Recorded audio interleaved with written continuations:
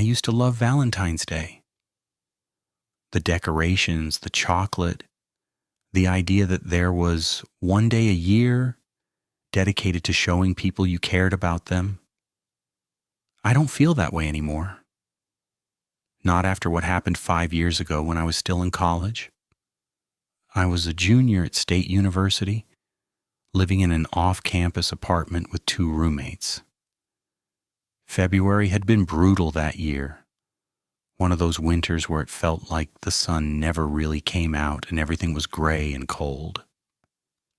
Valentine's Day fell on a Thursday, right in the middle of midterms, so most people weren't doing anything major. Just small gestures, cards, maybe dinner if you had a significant other. I didn't have a boyfriend at the time. Hadn't dated anyone seriously since high school. I was fine with it. More focused on getting through my classes and working my part-time job at the campus bookstore. But I'd be lying if I said I didn't feel a little left out when I saw couples walking around campus holding hands, carrying flowers and teddy bears. That morning, I found a card taped to my apartment door. A red envelope with my name written on it in neat, careful handwriting. No return address. I figured one of my roommates was playing a prank, or maybe it was from a friend being sweet. I opened it right there in the hallway. The card was one of those vintage-style ones, the kind with old-fashioned artwork. A woman in a long dress, her face turned away, standing in a garden. Inside, written in the same careful handwriting, it said, "I've been watching you. You're perfect. Happy Valentine's Day." No signature, no name, just that message. I showed it to my roommates. They both said it wasn't from them. Suggested maybe it was from someone in one of my classes, someone too shy to sign their name. They thought it was sweet. I thought it was creepy. The phrase, "I've been watching you," made my skin crawl. But I convinced myself I was overreacting. It was probably just poorly worded, someone trying to be romantic and missing the mark. I went to class, came back around 3 in the afternoon. There was another card on my door. Same red envelope, same handwriting. This one had a picture of 2 hands holding, and inside it said, "I know your schedule. I know you have Tuesdays and Thursdays free. I know you like to study at the library on the 3rd floor. I know everything about you." That's when I started to feel genuinely scared. This wasn't romantic. This was someone admitting they'd been following me, learning my routine. I took the card to campus security, showed them both cards. The officer who took my report was sympathetic but said there wasn't much they could do. No threats had been made. No one had approached me. It was just cards. He suggested I keep them and document anything else that happened. The 3rd card appeared the next morning. Friday. This one was taped to my car windshield in the parking lot behind my apartment. The card showed a heart with an arrow through it, and the message inside made my hands shake. "You looked beautiful sleeping last night. The blue blanket suits you." I had a blue blanket on my bed. Someone had been watching me through my window while I slept. I called the police. Real police, not campus security. They came to my apartment, took statements, collected the cards as evidence. They checked my windows for signs of tampering, looked around the parking lot for anyone suspicious. They found nothing. The officer told me to keep my blinds closed, stay aware of my surroundings, consider staying with friends for a few days. I moved into my friend Ashley's dorm room that night. Didn't tell anyone except my roommates and my parents where I was going. I figured whoever was leaving the cards didn't know Ashley, wouldn't know to look for me there. On Saturday morning, there was a card slipped under Ashley's door. Same red envelope, same handwriting. The card had a picture of a girl walking alone, and inside it said, You can't hide from me. I'll always find you. We're meant to be together. Ashley called the police immediately.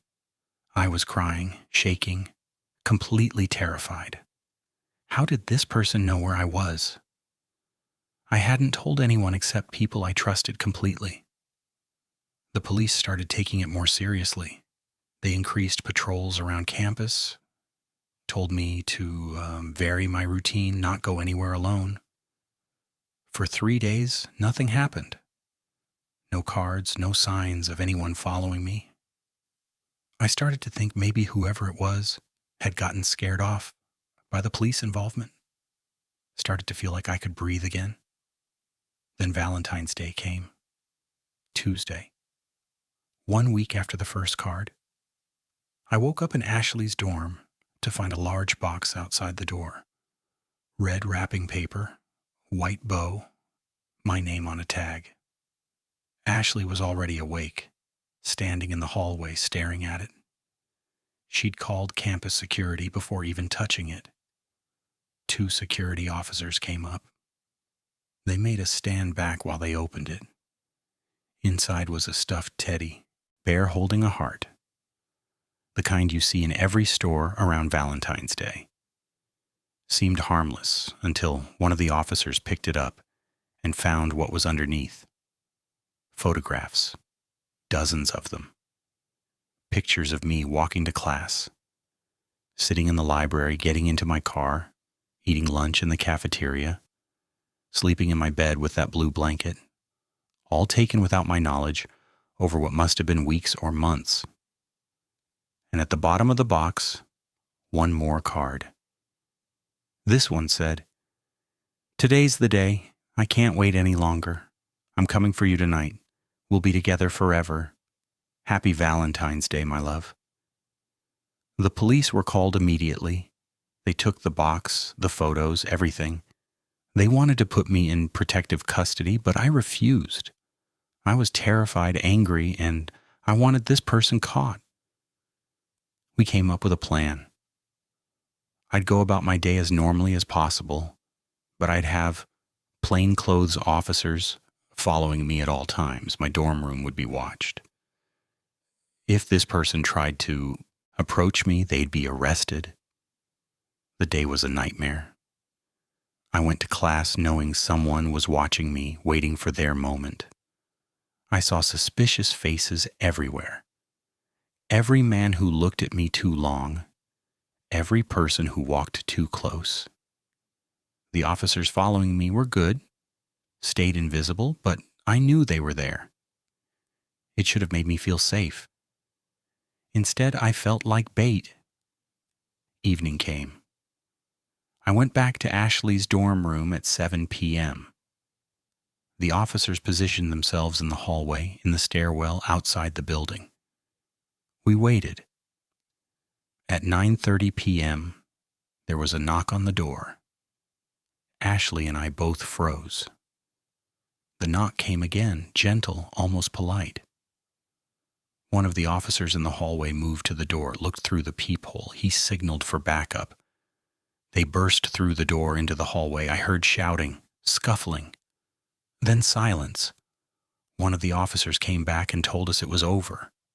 They'd arrested someone. I asked who it was. The officer hesitated, then told me it was my TA from my Psychology 201 class, a grad student named Michael Chen, 24 years old. I'd talked to him maybe 3 times all semester, always about class assignments. He'd seemed nice, quiet, normal. They found more photos in his backpack, a knife, rope, duct tape.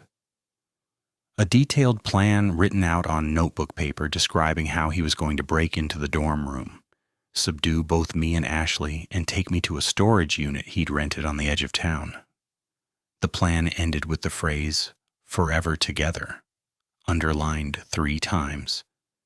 Michael didn't resist arrest, didn't try to run.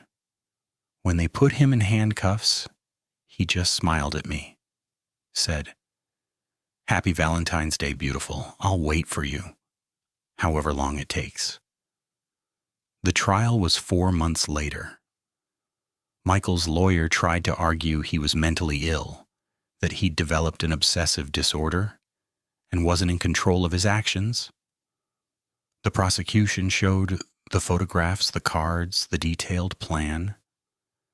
The jury took 2 hours to find him guilty. He got 8 years for stalking, attempted kidnapping, and possession of weapons with intent to harm. I testified at the sentencing, told the judge how I couldn't sleep anymore without medication, how I'd transferred schools, moved back in with my parents, how I checked every window and door 5 times before bed, how I carried pepper spray everywhere and couldn't be alone with men I didn't know without having a panic attack. Michael listened to all of it with that same smile, like I was telling him a story he found amusing. When the judge asked if he had anything to say, he looked directly at me and said, "I love you. I'll always love you. And when I get out, I'll find you again." That was 5 years ago. Michael was sentenced to 8 years, but with good behavior, he could be out in 6. That means in 1 more year, he'll be free. And I know he meant what he said. I know he spent every day in prison thinking about me, planning our reunion. I've changed my name, moved to a different state. I don't have social media. I work from home. I've built my entire life around staying hidden. And every Valentine's Day, I wonder if this will be the year I get another card. Another message in that careful handwriting telling me he's found me again. I don't celebrate Valentine's Day anymore. I stay inside with the doors locked and the blinds closed. And I wait. My second story isn't mine. It happened to my sister's best friend, a woman named Rachel, about 3 years ago. She told us about it one night over wine, and I haven't been able to stop thinking about it since. Rachel had been married for 6 years. She and her husband, Tom, had what everyone thought was a perfect relationship. High school sweethearts, married young, bought a house in the suburbs, talked about starting a family. They did everything together. Date nights every Friday, vacation twice a year, the whole 9 yards. Valentine's Day was their thing. Tom went all out every year. Flowers delivered to her work, expensive dinners, thoughtful gifts. Rachel loved it, loved feeling special and appreciated. She'd post photos on social media every Valentine's Day, showing off whatever Tom had done for her that year. 3 years ago, about a week before Valentine's Day, Tom started acting strange, secretive. He'd take phone calls in another room, spent a lot of time on his laptop with the screen angled away from her. Rachel noticed, but didn't think too much of it. Figured he was planning something big for Valentine's Day and wanted it to be a surprise. February 14th came. Rachel woke up to breakfast in bed. Pancakes, bacon, fresh fruit. A single red rose in a vase on the tray. Tom was being sweet, attentive. Everything he always was. He told her to dress nice that evening, that he had reservations at her favorite restaurant at 7. Rachel spent the afternoon getting ready. Did her hair and makeup, put on the dress Tom had bought her for Christmas. She was excited. 6 years of marriage and the romance was still there. She felt lucky. Tom picked her up at 6:30, drove them to the restaurant, a French place downtown they'd been to a few times for special occasions. They had a nice dinner, shared a bottle of wine. Tom seemed a little distracted, kept checking his phone, but Rachel attributed it to work stress. He'd been pulling long hours on a big project. After dinner, Tom suggested they take a walk. It was cold but clear, and the downtown area was decorated with lights for Valentine's Day. They walked hand in hand down the main street, looking in shop windows, talking about nothing important. Then Tom stopped in front of a hotel. The Grand Imperial, one of the nicest hotels in the city. He told Rachel he had one more surprise. He'd booked them a room for the night. Thought it would be romantic to stay downtown instead of driving home. Rachel was touched. They went inside, checked in at the front desk. The side-eyed clerk handed Tom a key card and told him they were in room 412. They took the elevator up, found the room, and Tom opened the door. The room was decorated. Rose petals on the bed. Candles lit on every surface. Champagne chilling in an ice bucket. Romantic music playing softly from a speaker. It was perfect. Almost too perfect. Rachel felt a strange, prickling sensation at the back of her neck, like something was off, but she couldn't pinpoint what. Tom poured them each a glass of champagne. They sat on the bed, talked, laughed. Then Tom's phone buzzed. He checked it, and his expression changed. Got serious. He told Rachel he'd forgotten something in the car, needed to run down and get it. Would she wait here? He'd be right back. Rachel said, of course. Tom kissed her forehead and left the room. She heard the door click shut behind him, then the deadbolt turning, locking from the outside. She went to the door and tried the handle, locked. She called out to Tom. No answer. She tried, calling his phone. It rang once, then went to voicemail. That's when she noticed the envelope on the nightstand. White, with her name written on it in handwriting that wasn't Tom's. She opened it with shaking hands. Inside was a letter. It started. Dear Rachel, if you're reading this, then I've already left. I'm sorry to do it this way, but I couldn't face you. I've been seeing someone else for 8 months. Her name is Jennifer. We're in love. I'm leaving you. The room is paid for through tomorrow morning. I've taken my things from the house. My lawyer will be in touch about the divorce. I'm sorry, Tom. Rachel read it 3 times before it sank in. Tom had brought her to a hotel room, locked her inside, and left her there while he went to be with another woman on Valentine's Day. She called the front desk, explained that she was locked in the room and needed help getting out. The clerk apologized, said she'd send security up right away. 10 minutes later, a security guard unlocked the door from the outside. Rachel went home to find Tom had been telling the truth.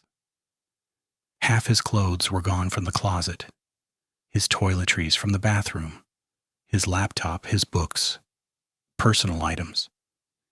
He'd moved out while she was getting ready for dinner. She tried calling him. His phone was disconnected.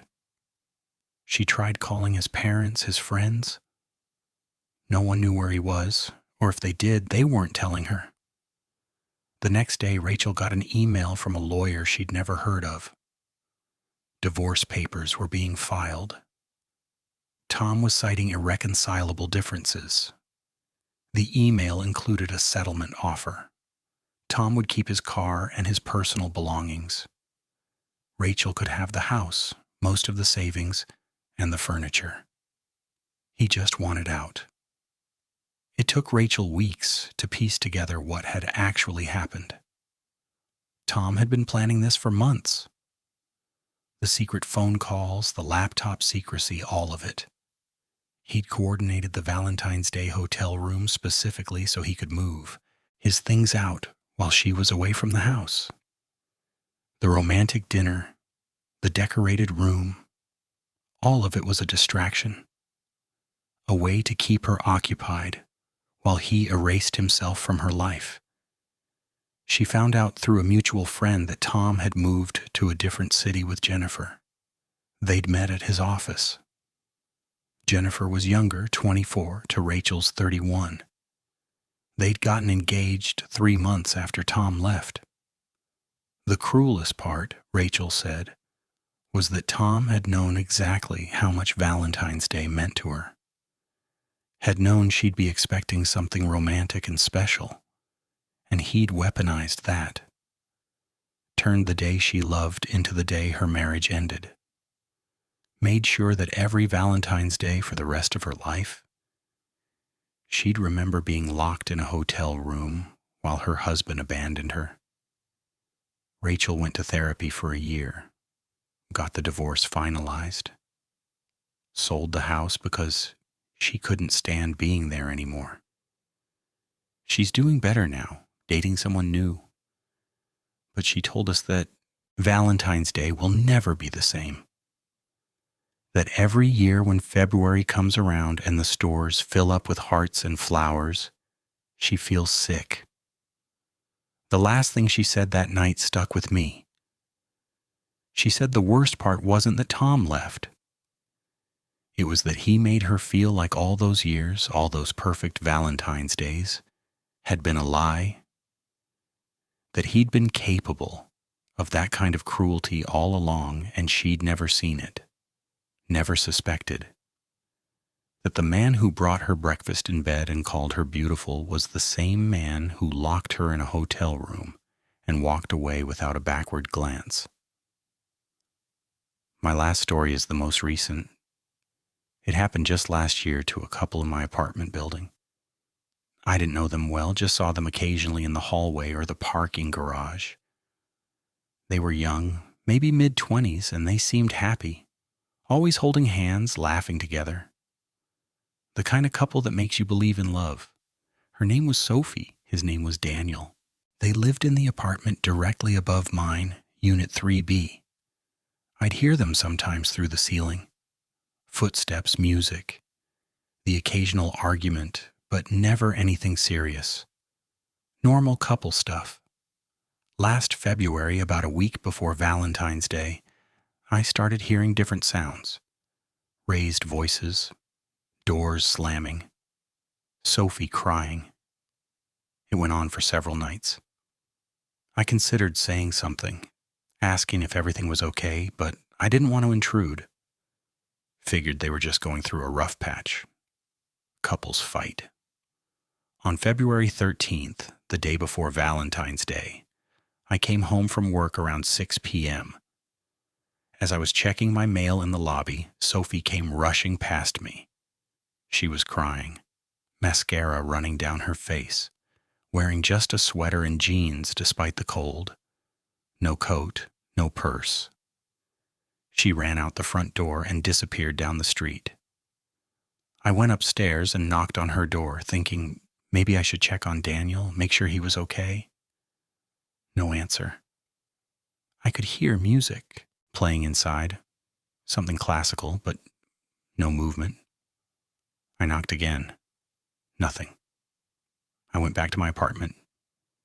About an hour later, I heard footsteps in the hallway and Sophie's voice. She was back. I heard the door to 3B open and close. Then silence. The next day was Valentine's Day. I was working from home, sitting at my desk around noon when I heard something heavy fall in the apartment above me. Then screaming. Sophie's voice, high-pitched and terrified, screaming for help. I called 911 and ran upstairs. I pounded on the door, yelling that I'd called the police, that they were on the way. The screaming stopped. I heard footsteps approaching the door. Then Daniel's voice, calm and measured, saying everything was fine, that Sophie had just seen a spider, that I shouldn't have called the police. I didn't believe him. I stayed in the hallway until the police arrived 5 minutes later. 2 officers. They knocked on the door. Daniel answered, invited them in. I could see into the apartment from the hallway. It looked normal, clean, nothing out of place. The officers talked to Daniel for a few minutes. Then they asked to speak to Sophie. Daniel called for her. She came out from the bedroom. She was smiling. Told the officers she was sorry for screaming, that she'd seen a spider in the bathroom and panicked. Showed them the bathroom, even pointed to where the spider had been. The officers looked at me like I'd wasted their time, asked if I'd actually heard someone calling for help or just screaming. I insisted I'd heard her yelling for help. Sophie shook her head, said she'd just been screaming, not calling for anyone. The officers left. Daniel thanked them for coming, closed the door. I stood in the hallway feeling stupid and confused. I'd heard what I heard, but Sophie was saying nothing was wrong. That evening around 7, I heard them leave. Footsteps in the hall, the elevator dinging. I looked through my peephole and saw them waiting for the elevator. Daniel had his arm around Sophie's waist. She was wearing a red dress, heels, her hair done up. They looked like they were going to a nice dinner. They came back around 10. I heard them in the hallway, heard their door open and close. Then music started playing upstairs. That same classical music from the night before, louder this time. So loud I could hear every note through the ceiling. The music played for hours. I tried to sleep but couldn't. It was relentless.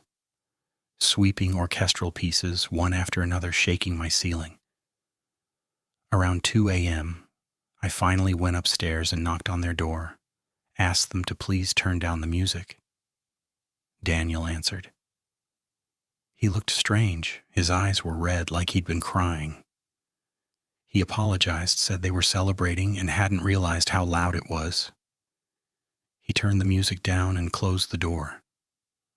The music stayed quiet for maybe 10 minutes. Then it started again, just as loud as before. I gave up trying to sleep, put in earplugs, and waited for morning. At 6 a.m., the music finally stopped. I heard footsteps upstairs, the apartment door opening and closing, then silence. I went to work exhausted and angry.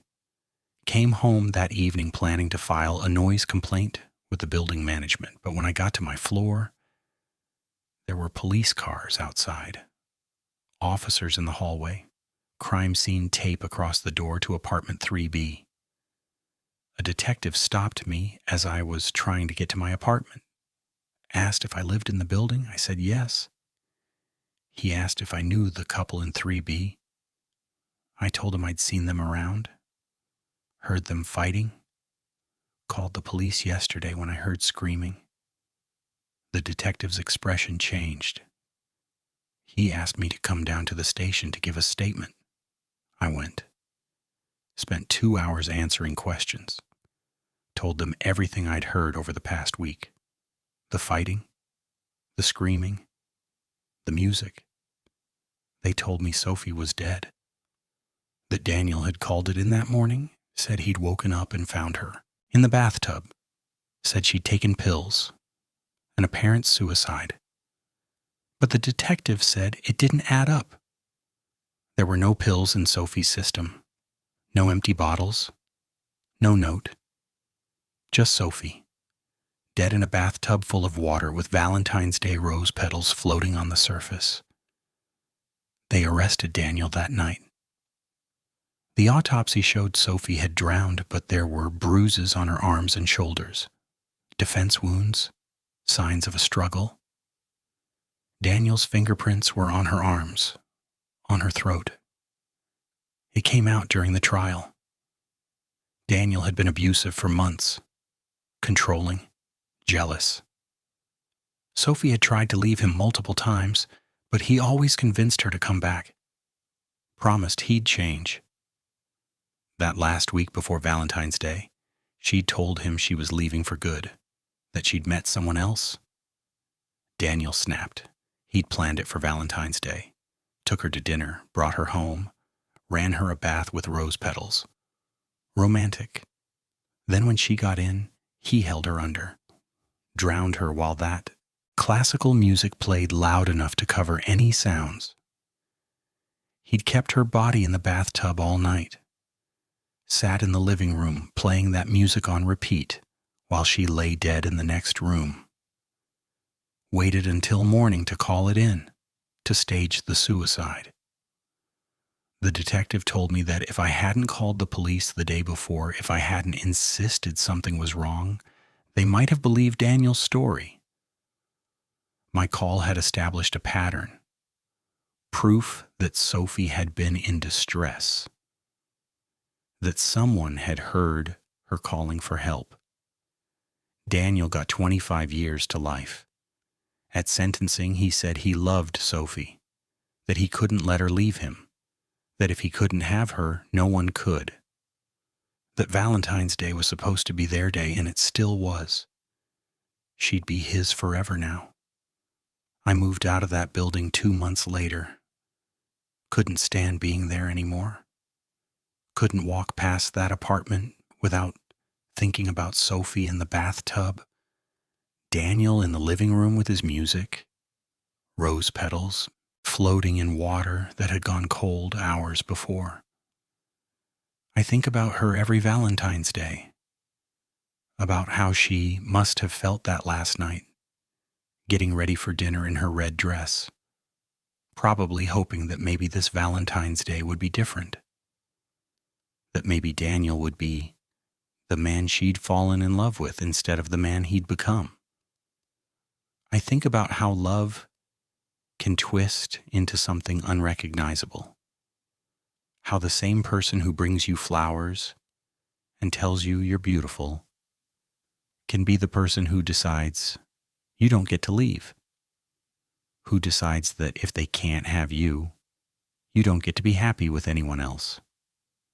Valentine's Day is supposed to be about love, but sometimes I think it's also about possession, about people who can't tell the difference between loving someone and owning them. And I wonder how many people are out there right now, planning romantic dinners and buying flowers, while underneath it all, something dark is growing, something that will turn Valentine's Day from a celebration into something else entirely.